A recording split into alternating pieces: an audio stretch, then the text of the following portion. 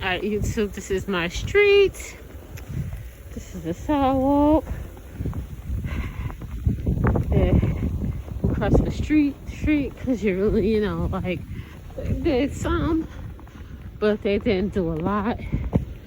I was coming home on 1 and 9, the highway, call it 1 and 9. Some could say 109, but it's 1 and 9. But, actually, it's supposed to be I-9, excuse me, but, I was coming home and the street light wasn't working, so you know we had to be redirected.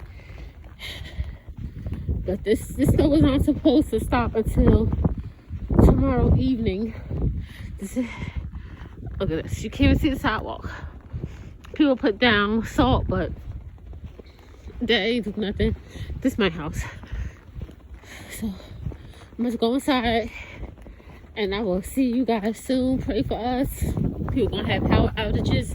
Then we got hit with a hurricane. I did not get hit with this snowstorm. Ain't that something? What's that, 6 months apart? About 6 months apart, yep. Alright guys, see you later.